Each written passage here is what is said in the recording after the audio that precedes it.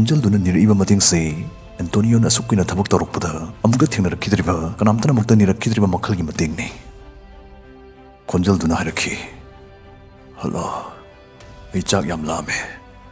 ꯋꯥꯐꯝꯁꯦ ꯑꯩꯅ ꯅꯣꯏꯗ ꯍꯥꯏꯐꯝꯗꯤ ꯊꯣꯛꯑꯝꯃꯣꯏ, ꯑꯗꯨꯕꯨ ꯑꯩ ꯆꯥꯛ ꯆꯥꯔꯛꯇꯕ ꯌꯥꯝ ꯀꯨꯏꯔꯦ. ꯑꯁꯦꯡꯕ ꯊꯣꯛꯈꯤꯕ ꯋꯥꯔꯤꯅꯤ. ꯃꯤꯅꯨꯡꯁꯤ, ꯊꯧꯖꯥꯜ ꯍꯥꯏꯕꯁꯤ ꯃꯥꯡꯈ꯭ꯔꯒꯗꯤ ꯑꯩꯈꯣꯏꯒꯤ ꯄ꯭ꯔꯤꯊꯤꯕꯤꯁꯤ ꯃꯁꯤ ꯍꯤꯡꯕꯗ ꯍꯦꯟꯅ ꯈꯨꯗꯣꯡꯊꯤꯅꯤꯡꯉꯥꯏ ꯑꯣꯏꯕ ꯃꯐꯝ ꯑꯃ ꯁꯣꯏꯗꯅ ꯑꯣꯏꯔꯛꯀꯅꯤ. ꯃꯤ ꯑꯃꯒ ꯑꯃꯒ ꯁꯨꯡꯀꯧ ꯉꯥꯡꯅꯗꯕ, ꯃꯇꯦꯡ ꯁꯨꯡꯄꯥꯡ ꯄꯥꯡꯅꯗꯕ ꯃꯐꯝ ꯑꯃꯗ ꯂꯩꯕꯒꯤ ꯃꯍꯥꯎ ꯀꯝꯗꯧꯒꯅꯤ? ꯚꯥꯞꯅ ꯁꯥꯒꯠꯄꯤꯌꯨ. ꯉꯁꯤ ꯈꯨꯗꯣꯜ ꯇꯝꯖꯒꯗꯧꯔꯤꯕ ꯋꯥꯔꯤꯁꯤꯅ ꯑꯗꯣꯝꯒꯤ ꯊꯃꯣꯏ ꯁꯣꯏꯗꯅ ꯖꯣꯏ ꯇꯧꯕ ꯉꯝꯒꯅꯤ. ꯑꯩꯈꯣꯏ ꯁ꯭ꯋꯥꯏꯗ ꯄꯨꯂꯤꯁ ꯍꯥꯏꯕ ꯋꯥꯍꯩꯁꯤ ꯇꯥꯕꯗ ꯍꯪꯒꯣꯏ ꯇꯨꯀꯠꯆꯕ, ꯍꯩꯅꯗꯕ ꯐꯥꯎꯕ ꯃꯤꯒꯤ ꯃꯁꯤꯡ ꯊꯤꯉꯝꯗꯅ ꯂꯩꯔꯝꯒꯅꯤ. ꯃꯁꯤ ꯁꯦꯟꯖꯥ ꯊꯨꯝꯖꯥꯅ ꯍꯥꯔꯕ, ꯂꯩꯕꯥꯛꯇꯤ ꯅꯨꯡꯁꯤꯗ ꯇꯣꯂꯣꯞꯈꯛ ꯅꯨꯡꯁꯤꯕ ꯃꯈꯣꯏ ꯈꯔꯅ ꯏꯀꯥꯏ ꯈꯨꯝꯅꯐꯝ ꯑꯣꯏꯔꯕ ꯄꯨꯂꯤꯁꯀꯤ ꯌꯨꯅꯤꯐꯣꯔꯝꯁꯤ ꯁꯦꯠꯆꯤꯟ, ꯁꯅꯥ ꯃꯆꯨꯕꯨ ꯑꯣꯏꯔꯗꯤꯗꯅ ꯊꯤꯒꯣꯝꯖꯪꯗ ꯆꯣꯡꯁꯤꯜꯂꯨꯕꯗꯒꯤ ꯇꯦꯔꯛꯈꯤꯕ ꯑꯃꯣꯠꯄ, ꯆꯨꯔꯛꯈꯤꯕ ꯃꯅꯝꯗꯨꯅꯅꯤ ꯍꯥꯏꯖꯒꯦ. ꯑꯗꯨꯕꯨ ꯃꯁꯤ ꯍꯥꯏꯗꯨꯅꯁꯨ ꯄ꯭ꯔꯖꯥꯒꯤ ꯅꯨꯡꯉꯥꯏꯕꯅ ꯃꯁꯥꯒꯤ ꯅꯨꯡꯉꯥꯏꯕꯅꯤ ꯈꯟꯖ, ꯃꯊꯃꯣꯏ ꯇꯔꯨ ꯇꯔꯨꯅ ꯂꯩꯕꯥꯛꯀꯤ ꯁꯦꯕꯥ ꯇꯧꯖꯕ, ꯏꯀꯥꯏ ꯈꯨꯝꯅꯕꯗ ꯆꯞ ꯆꯥꯅ ꯃꯇꯤꯛ ꯆꯥꯕ ꯄꯨꯂꯤꯁꯃꯦꯟꯁꯤꯡꯁꯨ ꯂꯩꯇꯕꯗꯤ ꯅꯠꯇꯦ. ꯄꯨꯂꯤꯁ ꯍꯥꯏꯕ ꯋꯥꯍꯩꯁꯤꯒꯤ ꯃꯁꯛ ꯍꯦꯟꯅ ꯐꯖ ꯊꯣꯛꯍꯜꯂꯒꯗꯕ ꯋꯥꯔꯤꯁꯤ ꯇꯥꯃꯤꯟꯅꯁꯦ.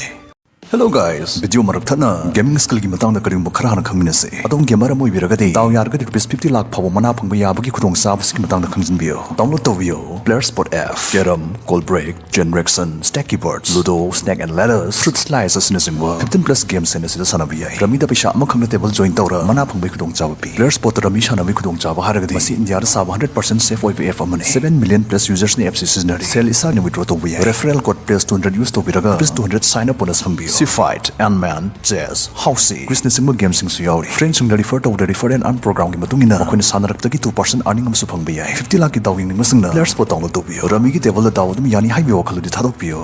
Player spot. ꯃꯐꯝ: ꯏꯇꯥꯂꯤ. ꯏꯆꯝ ꯆꯝꯕ ꯅꯨꯃꯤꯠ ꯑꯃꯅꯤ. ꯄꯨꯂꯤꯁ ꯑꯣꯐꯤꯁꯔ ꯑꯦꯟꯇꯣꯅꯤꯌꯣ ꯑꯃꯗꯤ ꯖꯣꯁꯦꯐ ꯑꯣꯐꯤꯁꯇ ꯃꯊꯧ ꯇꯧꯗꯨꯅ ꯂꯩꯔꯤ. ꯏꯀꯨꯏ ꯀꯨꯏꯗꯅ ꯃꯈꯣꯏꯅꯤꯒꯤ ꯃꯃꯤꯡ ꯄꯥꯎꯆꯦꯗ ꯌꯥꯎꯔꯛꯑꯅꯤ. ꯂꯩꯕꯥꯛ ꯄ꯭ꯔꯖꯥꯅ ꯃꯈꯣꯏꯅꯤꯕꯨ ꯍꯤꯔꯣ ꯑꯃꯒꯨꯝ ꯁꯤꯡꯊꯥꯔꯅꯤ ꯍꯥꯏꯕꯁꯤ ꯃꯕꯥꯅꯤꯗꯤ ꯈꯪꯖꯕ ꯅꯠꯇ꯭ꯔꯤ. ꯅꯨꯃꯤꯠ ꯌꯨꯡꯕ ꯃꯇꯨꯡ ꯂꯟꯆ ꯇꯥꯏꯃꯤꯡꯅꯤ. ꯗꯤꯄꯥꯔꯠꯃꯦꯟꯠꯀꯤ ꯈꯤꯜꯂꯤꯕ ꯇꯦꯂꯤꯐꯣꯟꯗꯨ ꯈꯤꯡꯂꯛꯏ. ꯑꯦꯟꯇꯣꯅꯤꯌꯣꯅ ꯀꯣꯜꯗꯨ ꯎꯛꯂꯨꯕꯗ ꯑꯁꯣꯝꯗꯒꯤ ꯈꯣꯟꯖꯦꯜꯗꯨꯅ ꯃꯇꯦꯡ ꯑꯃꯨꯛꯇ ꯄꯥꯡꯕꯤꯌꯨ ꯍꯥꯏꯔꯛꯈꯤ. ꯈꯣꯟꯖꯦꯜꯗꯨꯅ ꯅꯤꯔꯛꯏꯕ ꯃꯇꯦꯡꯁꯦ ꯑꯦꯟꯇꯣꯅꯤꯌꯣꯅ ꯑꯁꯨꯛ ꯀꯨꯏꯅ ꯊꯕꯛ ꯇꯧꯔꯛꯄꯗ ꯑꯃꯨꯛꯇ ꯊꯦꯡꯅꯔꯛꯈꯤꯗ꯭ꯔꯤꯕ, ꯀꯅꯥꯝꯇꯅ ꯑꯃꯨꯛꯇ ꯅꯤꯔꯛꯈꯤꯗ꯭ꯔꯤꯕ ꯃꯈꯜꯒꯤ ꯃꯇꯦꯡꯅꯤ. ꯈꯣꯟꯖꯦꯜꯗꯨꯅ ꯍꯥꯏꯔꯛꯈꯤ, ꯍꯜꯂꯣ, ꯑꯩ ꯆꯥꯛ ꯌꯥꯝ ꯂꯥꯝꯃꯦ. ꯋꯥꯐꯝꯁꯦ ꯑꯩꯅ ꯅꯣꯏꯗ ꯍꯥꯏꯐꯝꯗꯤ ꯊꯣꯛꯑꯝꯃꯣꯏ, ꯑꯗꯨꯕꯨ ꯑꯩ ꯆꯥꯛ ꯆꯥꯔꯛꯇꯕ ꯌꯥꯝ ꯀꯨꯏꯔꯦ. ꯀꯅꯥꯗ ꯍꯥꯏꯗꯣꯏꯅꯣ ꯈꯪꯗꯗꯅ ꯑꯩ ꯅꯣꯏꯗ ꯑꯗꯨꯝ ꯍꯥꯏꯔꯛꯑꯕꯅꯦ. ꯈꯣꯟꯖꯦꯜꯁꯤꯅ ꯍꯥꯏꯔꯛꯏꯕ ꯋꯥꯁꯤ ꯇꯥꯔꯨꯕꯗ ꯖꯣꯁꯦꯐ ꯑꯃꯗꯤ ꯑꯦꯟꯇꯣꯅꯤꯌꯣ ꯉꯛꯈꯤꯕꯅ ꯃꯈꯣꯏꯅꯤ ꯉꯥꯏꯍꯥꯛ ꯌꯦꯡꯅꯗꯨꯅ ꯂꯩ. ꯍꯥꯏꯖꯈꯤꯕꯗꯨꯅꯤ, ꯐꯣꯟ ꯇꯧꯔꯛꯇꯨꯅ ꯃꯈꯣꯏꯗ ꯊꯑꯣꯏꯅ ꯆꯥꯛ ꯂꯥꯝꯃꯦ ꯍꯥꯏꯅ ꯅꯤꯔꯛꯄ ꯃꯈꯜꯒꯤ ꯃꯇꯦꯡꯁꯤꯗꯤ ꯀꯔꯤꯒꯨꯝꯕꯗ ꯀꯅꯥꯒꯨꯝꯕꯅ ꯑꯃꯨꯛꯇ ꯅꯤꯔꯛꯈꯤꯕ ꯂꯩꯈꯤꯗ꯭ꯔꯤ. प्रजासिंबु चाक लामहनदबा हाइबसदि पुलिस डिपार्टमेंट की दायित्वदि नते मरमसिना सिगुम्बा मतांगसदा अतोपा पुलिस ऑफिसरसिंगना करी पाउखुम पिरमगनी करी तौरमगनी हाइबदि खंगद्रे अदुबु एंटोनियोदि अदोंगी लेफम अमुक्ता हाइबिरो अखोय हौजिक लाक्नबा सेम साजरे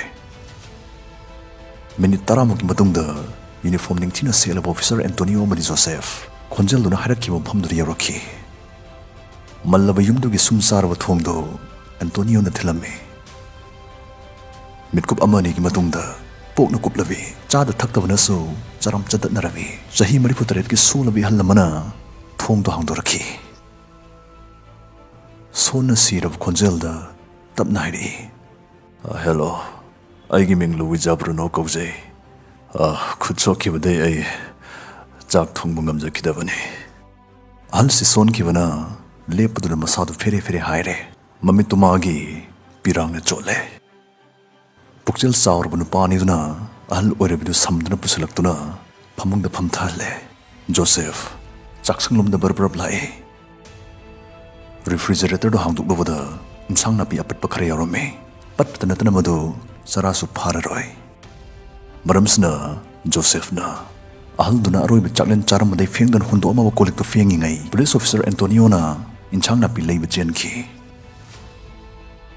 Antonio na masagi pocket money dagi inchang na pi thum thau leiduna hekhanjilakpaga mabani changduna thongba thakpa hogali.